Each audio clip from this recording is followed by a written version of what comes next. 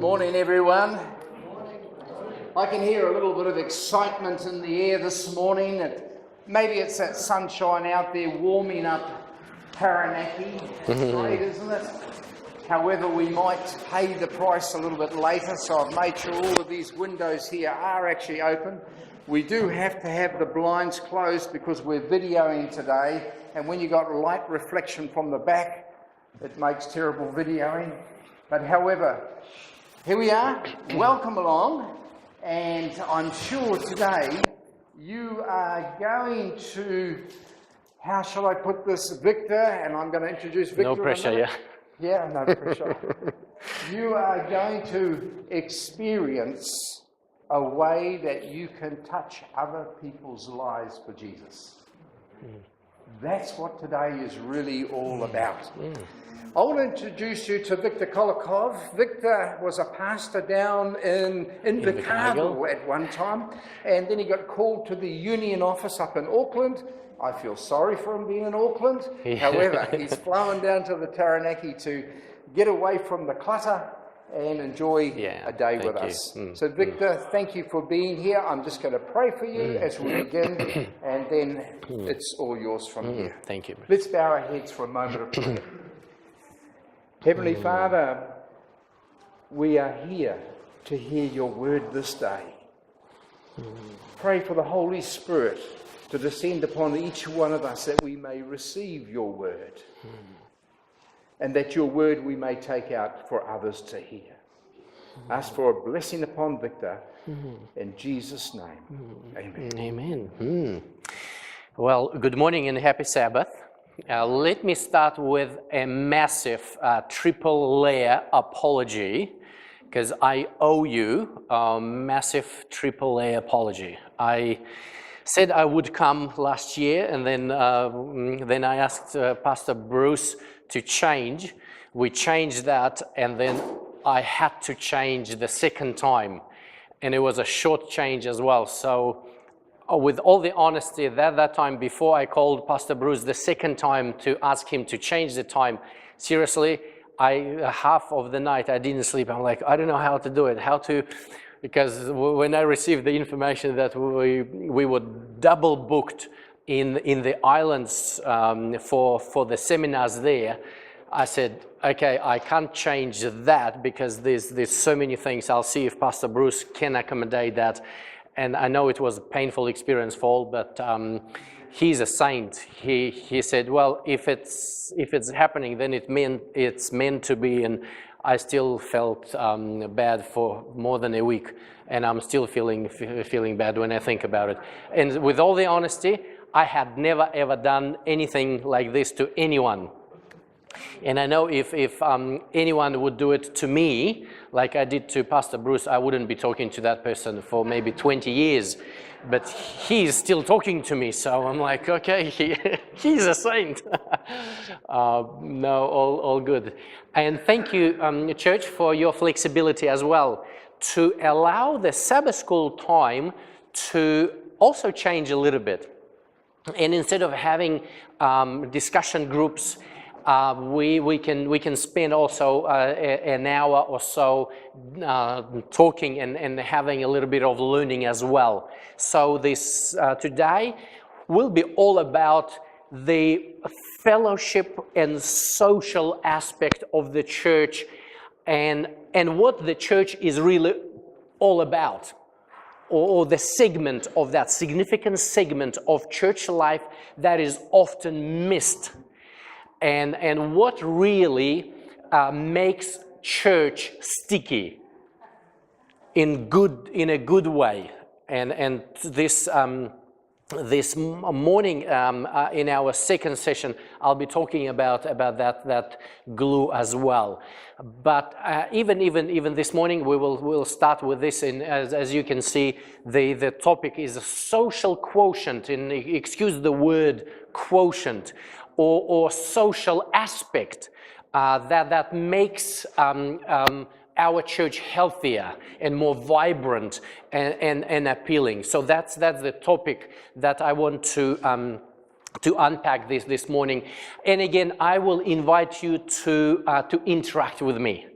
this morning now and this afternoon during church service, as well as this afternoon more so, I want to ask as many people as we can to have here this afternoon, because we will be talking some practical, basically steps. Okay, how to. Now we will start with why.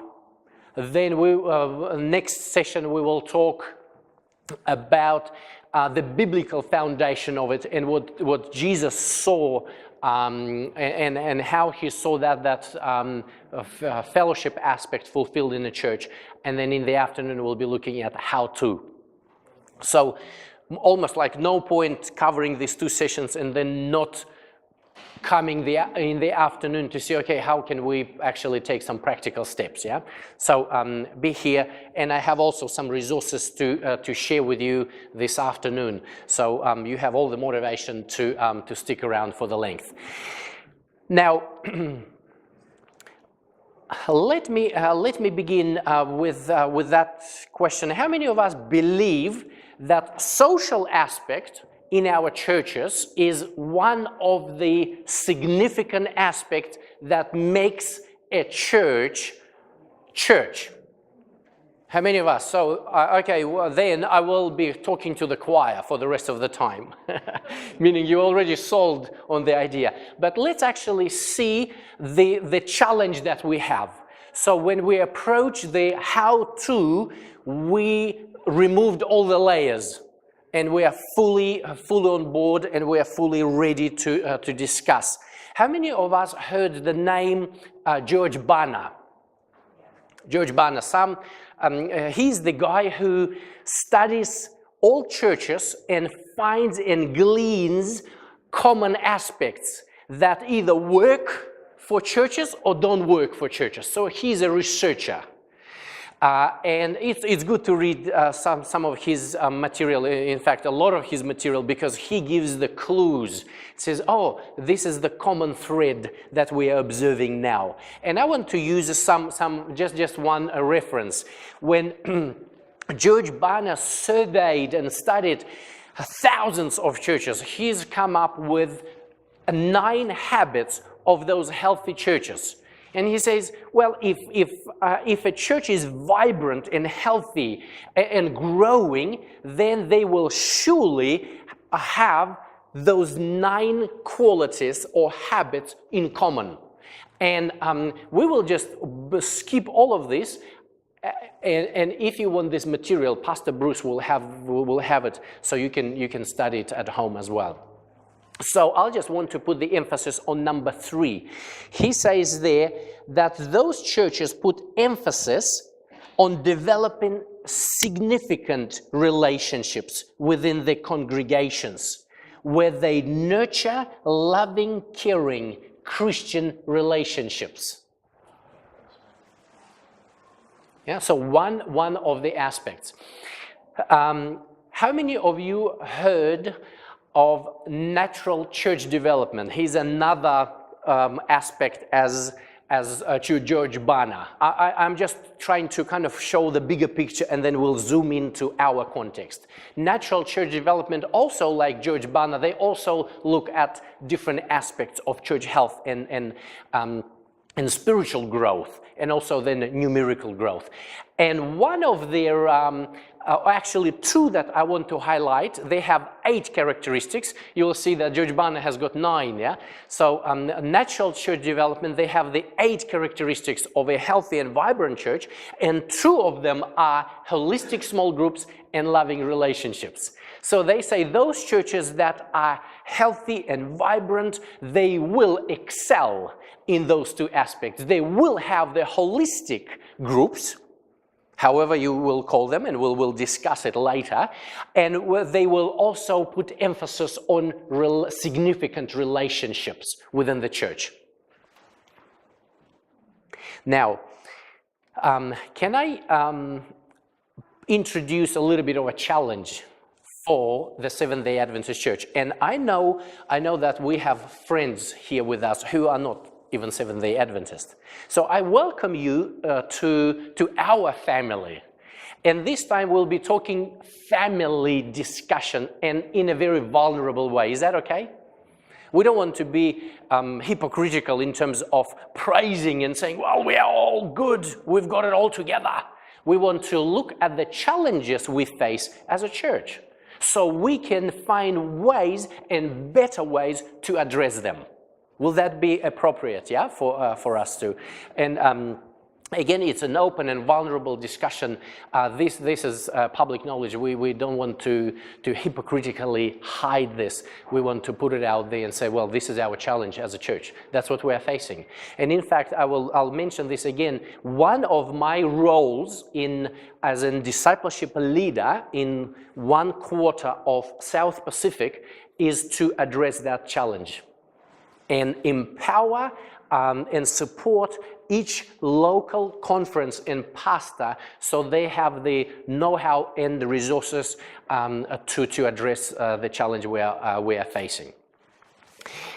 When we talk about natural church development, it's a survey that is given to a church so they can fill out, and then they will see their minimum factor or which of these areas is their lowest point, so they can be intentional about it. When the people who facilitates this, and there's one whole association in South Pacific, and in fact worldwide, they find common minimum factor for all Seventh-day Adventist churches. And at first, years back, 10 years back, or maybe even more, they were fascinated to see that every time they survey a Seventh-day Adventist church, because they were surveying also other evangelical churches, Christian churches, but every time they would survey a Seventh-day Adventist church, in most cases, it would be one minimum factor. So they said, wow, what's going on here? Can you guess which of these 8 characteristics would be the minimum factor for the Seventh-day Adventist Church? I know it's a wild kind of shot, but anyways, of top of your head, what do you think? Just pick. Which one? Small groups? Dave, you nailed it. So it will be either small groups or holistic or loving relationships. Mostly it will be small groups.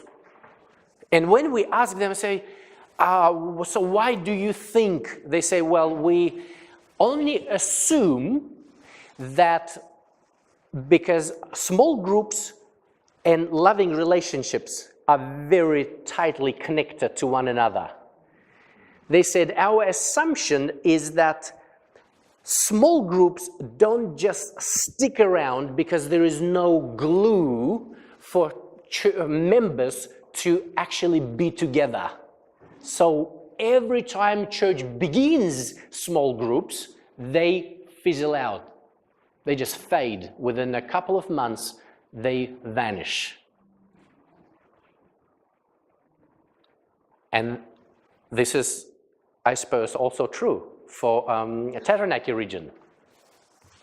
And I know, also talking with Pastor Bruce, that the vision, and that's why I'm here and really excited about sharing this, because if your vision is to address this is one of the critical aspects that will make a significant change in any church if you were to be intentional about addressing.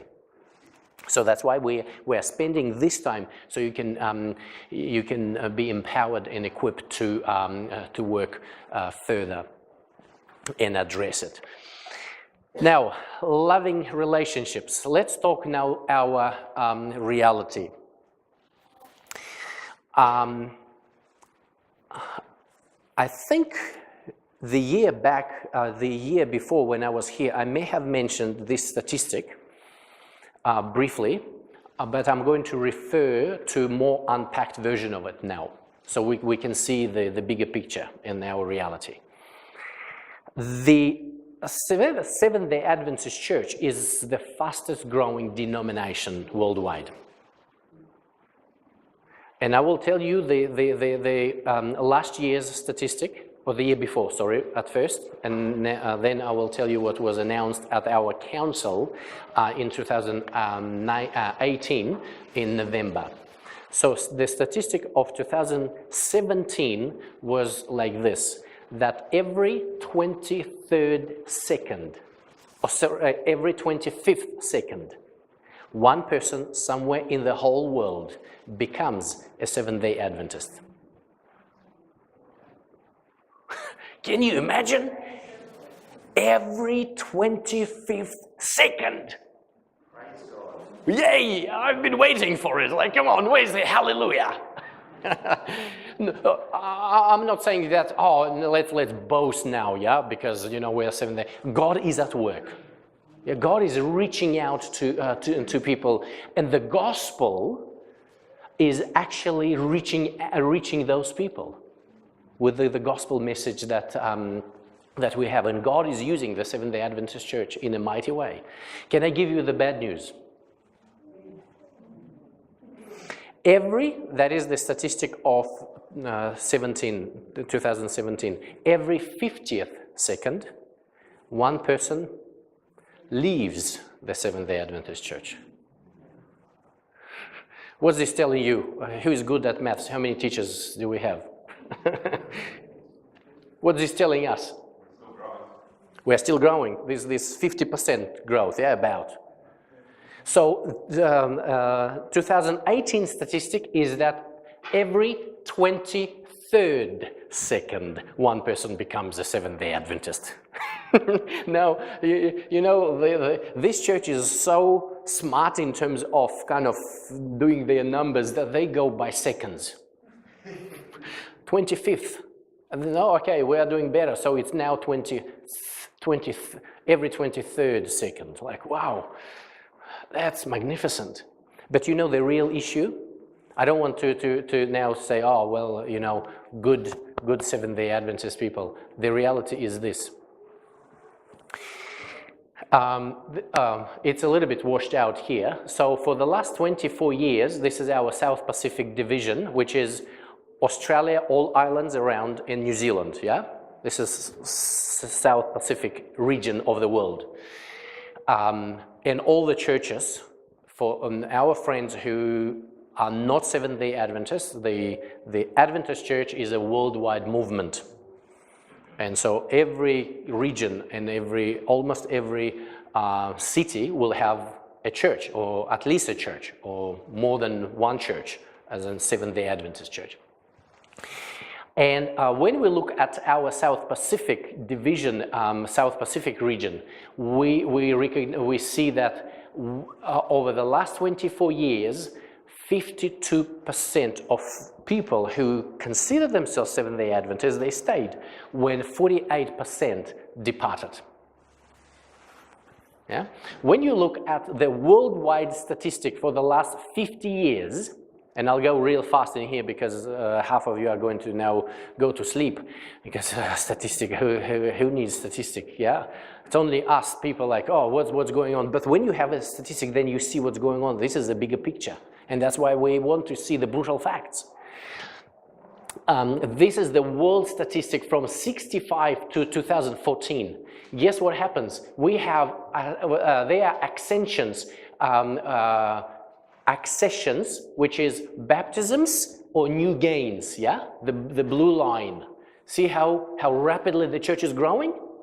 But then look at the losses. They go together. Yeah? When the church realized this, they said, wow, we want to actually do something about it. We want to go to those people who left the church, and we want to ask them why you left. Do you think it will be smart to do? And say, like, what's going on with us? You know, we seem to be real shrewd in making it work to gain people, but then there is a massive backdoor.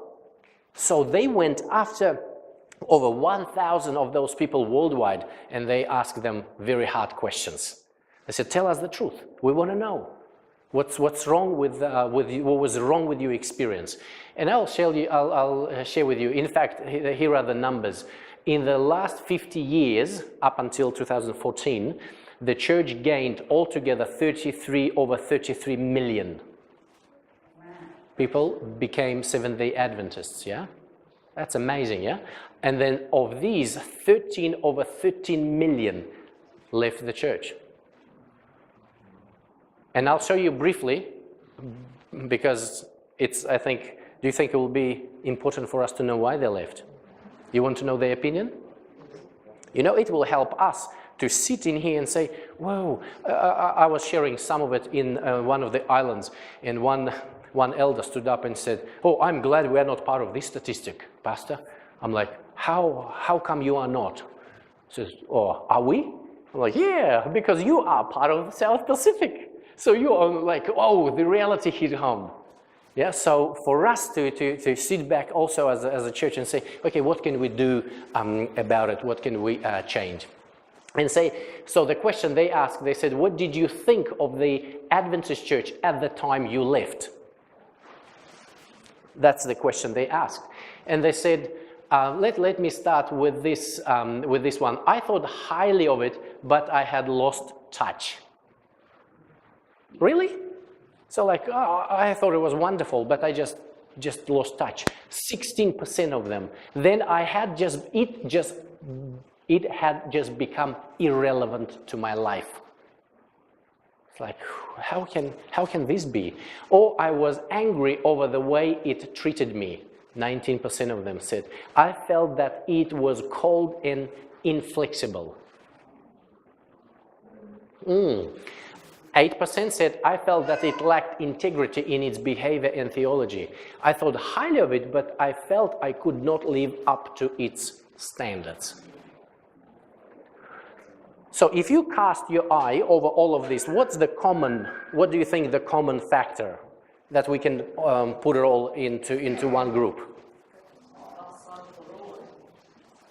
Pardon me? Okay, yes, yeah. Yeah? Yeah, it's about me. Too many judgmental, yeah. Can I share with you as a pastor, and I appreciate the emphasis on selfless reasons to come to church. Big time, because that's why we come to church, yeah? It's not about me.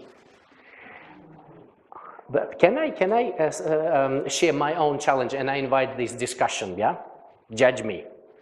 As a pastor, I had a chance over the years to also experience what it feels like to be a member. You know what I mean? Because now I don't have a church where I pastor.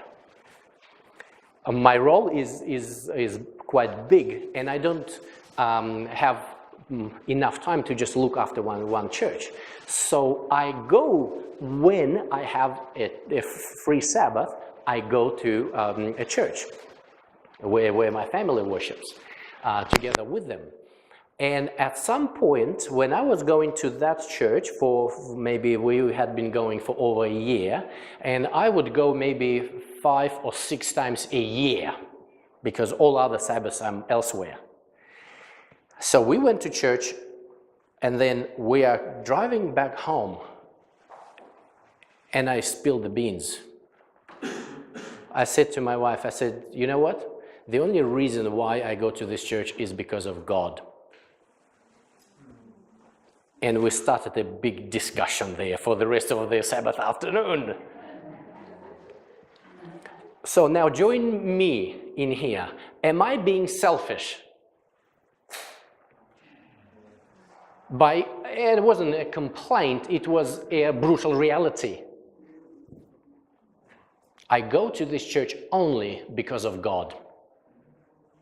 It was a selfless going, but I think, and now I'm absolutely open here, yeah? But I said to my wife, I said, I believe that if I go and when I go to church, God wants me to experience fellowship, experience some kind of connection with other people, not just to come to worship Him, because I can do it elsewhere, but God created a church for a bigger purpose than just to come and listen.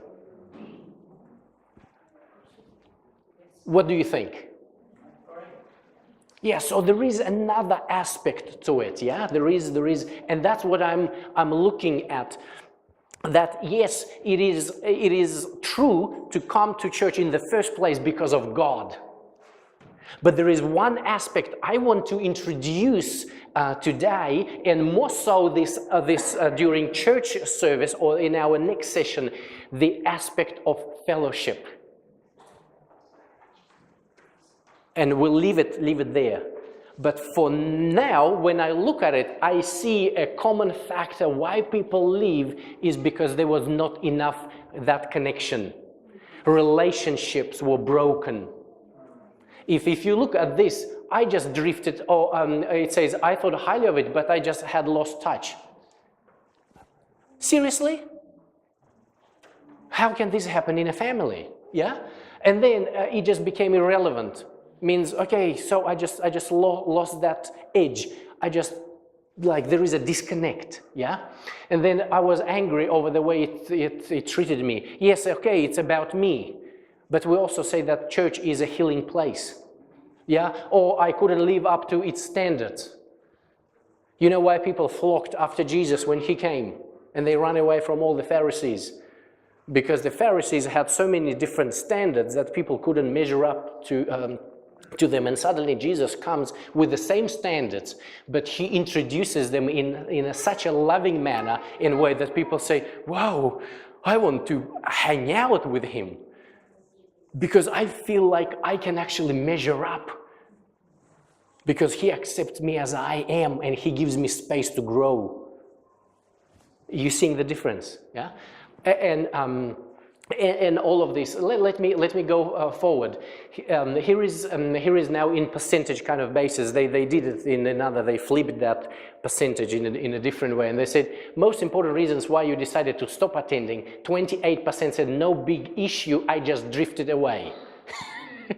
Now, 1/4 or 1/3 of the church just leaves, and then no one goes after them. Just drifted away. Really? You're seeing relationships, yeah, lack of compassion and all of this. We'll fast forward. Now listen to this. What happened after you left? Here is another thing. No one contacted me. Almost half. How easy is it to just drift away, be lost in this family that no one will go after you and say, hey, are you okay? Do you need any help? Can I just walk that path with you? I know maybe you are hurting. Yeah? Now, here's another good kind of perspective. He says, how do you presently feel about Adventism? And he said, happy memories, but not for me anymore. Wow, at least happy memories. Wow, there is something good, yeah? But okay, it is still not relevant to me now. There is still hope. There is still hope, yeah? Bittersweet, I don't care. Hostile and actively opposed. So that's the reality. But here is another last piece. How open are you to reconnect? They will ask that question, and look at this. 36% said likely. In other words, they say, well, come and approach me, you know, and I'll give you a chance. I'm here. If you just knock on my door. Somewhat likely, somewhat unlikely, very unlikely, and this depends on circumstances of approach. In other words, well, it depends how you do it. If you do it nicely, I will actually consider, I'll open my door. Yeah, just speaking to people who no longer attend, they still keep the Sabbath, and they watch Hope Channel or First Loss. Thank you. Thank you. I love that piece, and I missed it. Thank you. The Holy Spirit reminded that. Thank you, brother. Because the truth is People leave, and here is how I put it in words. People don't leave the Seventh-day Adventist Church. They leave the fellowship. They continue to believe, and they will skip the Sabbath, they will watch everything, but guess what happens when you leave the fellowship? You will continue for some time, but then someone is very active. And then you find focuses, you find other priorities, and then gradually you slip away, yeah? That's why that fellowship is so important. Good point. Yeah, so we are talking now about this loving relationships, and this is our reality. We know that as a Seventh-day Adventist church, we have this challenge. Throughout the whole world, we're engaged actively in not only talking about it, but equipping every local church and every pastor to do something about it in a very effective way, so we can bring back the ideal God had for His church. Because remember, church is not a place of worship. Church is not a building. Church is not an hour or two in a week. Church is what? Church is a group of believers. That's what we will be unpacking today, who are united in love, in mutual care as they journey together following Jesus. That's what church is. Yeah? And let's unpack this. So the real church is the people who are emotionally or relationally connected by their mutual and stated love for Christ, and by their commitment to each other as they become more like Jesus, as they grow together in their fellowship and in their likeness of Jesus. So the goal is to enlarge that circle of people who are emotionally connected to the spiritual heartbeat of the church. And I specifically use that emotionally connected. We'll try to differentiate between connected in terms of theology and ideology, as opposed to emotionally connected, because this is a significant difference. So let's talk a little bit about it. Church must be tuned in to living this faith together, rather than memorizing it in isolation. So we can be united in our ideology, what we believe, but we will not be united relationally. To say, oh, I will come along, I will support you, I know what you are going through, and I will pray for you, I feel for you. See, that aspect of relationships makes the whole difference, rather than just theological agreements upon certain doctrinal points. So, how do we go about making that turn to change? What will need to happen? What underlying beliefs in our church need to change to lead people to that kind of connection? What do you think? Let's open up a little discussion. What needs to change? It's all good to say and run a seminar, but until we actually change something, it's not going to happen. Thank you. I think we need to learn to accept diversity and difference in interests and difference in ideas and even theology is Yes. It's all part of unity, but yeah, I think we expect conformity. Yes. Sometimes people can't be themselves. Wonderful. Yes, I'll agree with that. Yeah, thank you. So expectations on people and where they are in their walk. None of us are perfect, but some of us think we have. And some allowing people to grow. Yeah. Yes. Yeah. That's it. So seeing spirituality as a process rather than as a state, or you know this tick, tick, tick, rather than, oh, they're on a journey. We need to make a positive effort to reach out to these people in some way, Mm-hmm. to show them we care, Yes. and rather than that Christ loves them more. Yes. Yeah. Wonderful. Any other thoughts? Okay, 1, 2. Brother. Mentioned about follow-ups. I think there is a lack of follow-ups in the church itself. So I think that's probably in addition to Yes. to management or the church itself, and that policy put in place and to make that happen. Yeah. Yes. Yeah. Thank you. I think Pastor Ripley, you hit the nail on the head before when you said, come to church, you must put God first. And we always have God in our vision, which makes us more humble, and we learn to accept people for who they are. Yes. Yes. Yes. Yeah. Wonderful. Thank you.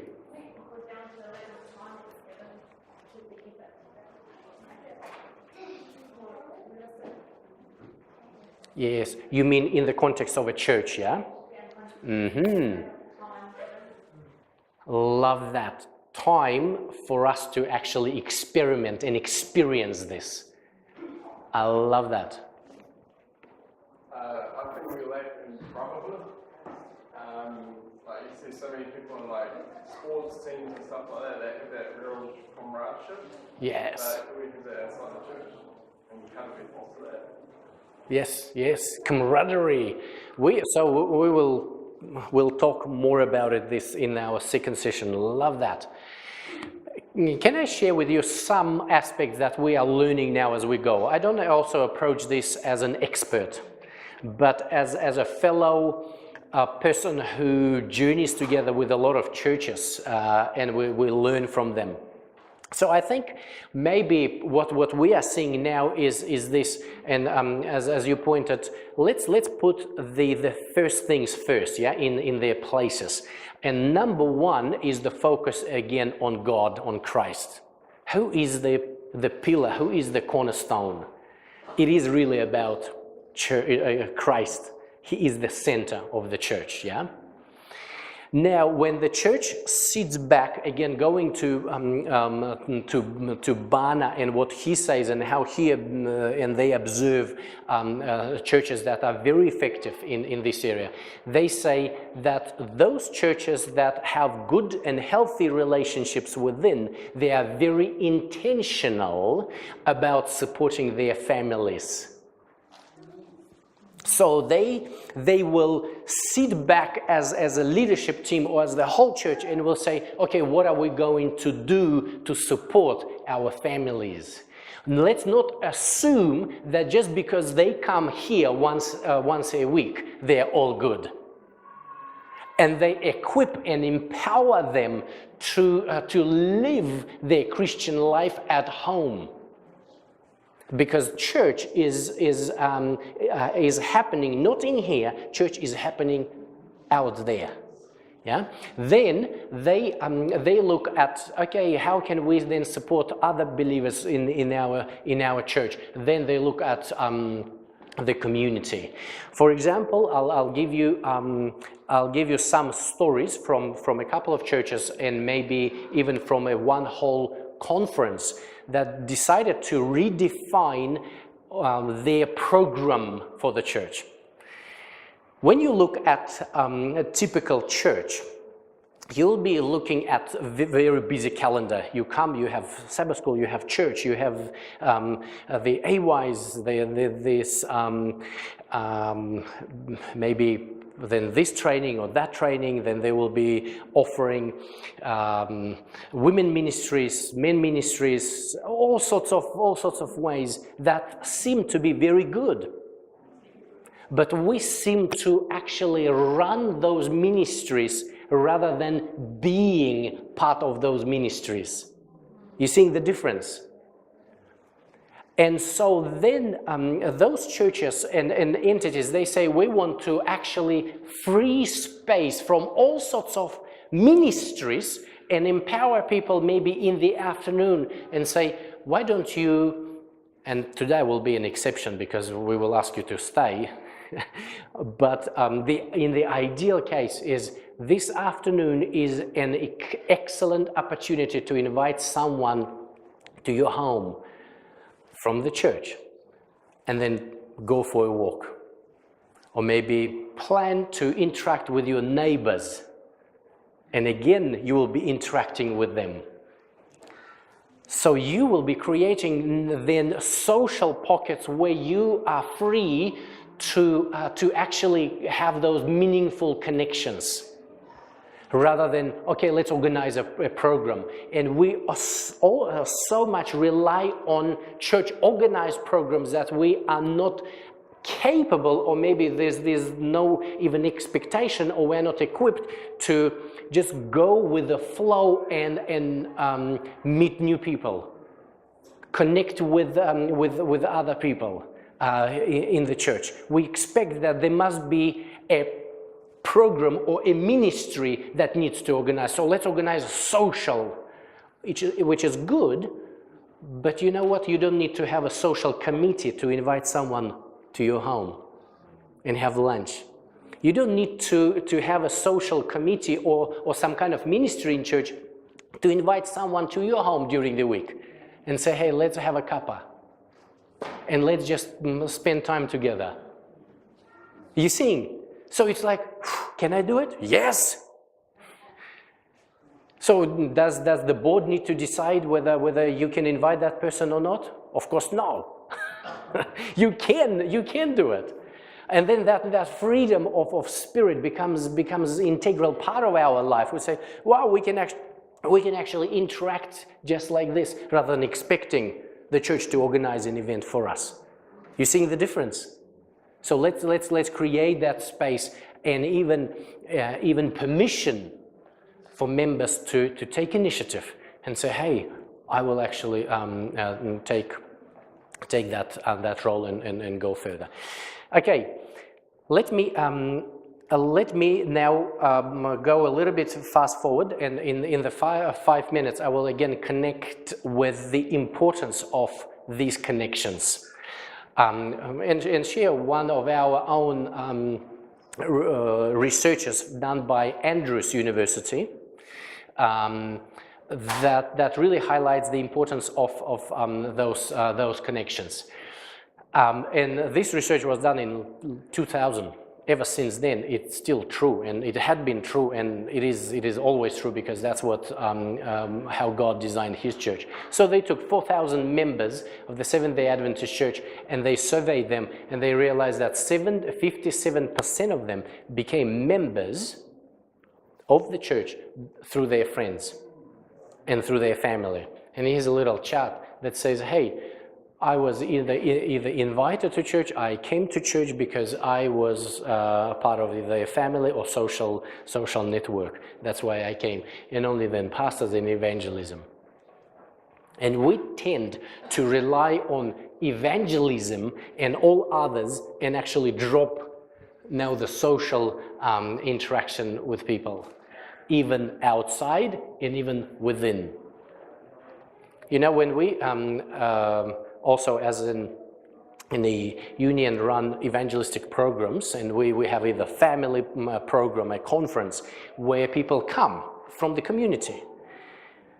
We find that socially, we are not equipped to interact with the community. We will come to the program, we'll sit and listen, and then go. And the community people, there will be 150 community people sitting and enjoying the family seminars, and church members will come, listen, and then pack up and go. And it's like, where is the connection? Where is the interaction? We need to be very sociable and equipped even how to connect with people. I'll fast forward in here, and Win An, who also studies this aspect, says this: as they survey those people, they say they were interested in me, I was invited for lunch, I was taken care of. They helped me in my work, and that's why my mind and heart were opened to listen to what I was told. What melts the heart? What opens the heart? What makes it so much much easier and so much more natural is when I see a caring person being with me and spending time with me and taking good care. You know, we can be friendly. Happy Sabbath. Come in. You know, this is being friendly.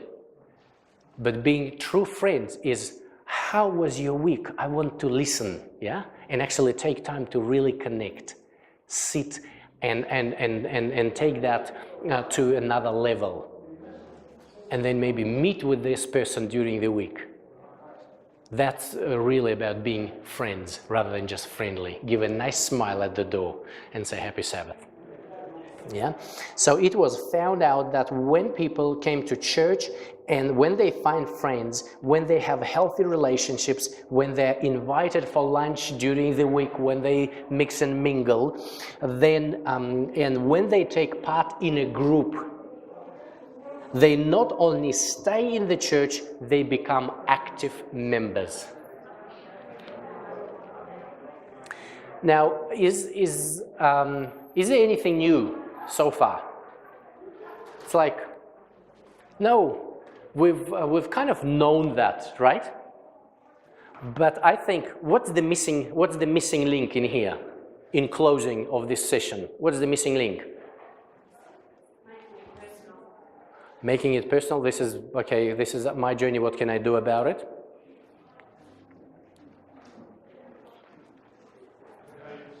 What do you think? What do you think for Taranaki? What would be the missing link to have that switch from to fill in that gap? To say, okay, we see the reality and we know what can fix that. Okay. That's good. We'll cover this aspect in the next session. Thank you. But everyone to be involved in this. It has to be up to everyone to make that connection. Yeah. Not just the people that are greeting at the door, greeting everybody and interacting. It's got to be total member involvement. Yes. It needs to be in the air. Yeah. It's not a program that you'll say, okay, everybody's smiling. Thank you. Yes. No, yeah? No, okay. Anything else? Anything else you see? Around going to God to work in it and the time, how much you're getting with God and for others, make it better for everybody at that time. And God is Yes, yeah. Yeah. You're being Christ-like in your nature. So you're not selling something, you're being sincere about what you have to offer. Yeah. So often we stand in society and people are very friendly to us when they want to sell us something. There's always a reason, and I'm often like, oh, what do they want? And we have to be, it has to be a natural love, Yes. not I'm trying to Produce it now. And that takes time. Yeah. And it might just start with a hello. Wonderful, thank you. Yeah. Follow Jesus. Look at what Jesus done. Yes. He did everything. He walked among people, he walked everyone who was a friend. Yes. Wonderful. Prayer. Okay, now as I close, as just summarize this, what I'm hearing is this. It needs to be natural. It can't be just produced by a program because the board decided everybody's going to be loving in this church. So it needs to be in the air, yeah? It's a fruit. 2, what you are saying is you want to be more intentional about it. It's not going to maybe happen all by itself. There's 1 or 2 steps we can take to actually make it happen. Is that what I'm hearing? So let's do this. I would like to attempt this in the next session to point in the direction how Jesus saw it, so that it happens in the air and very much natural. Because I agree, you can't produce it as a program, as a result of a seminar. There is a process, and I believe Jesus designed that process, and I want to unpack this in the next session.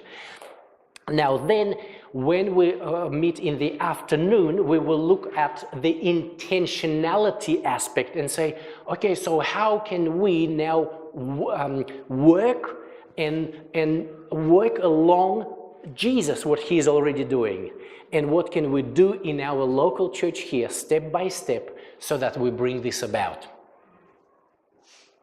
Do you think this will be effective? So that will be the intent, that will be the goal, and let's pray that we will arrive at that point when we conclude this afternoon. Thank you.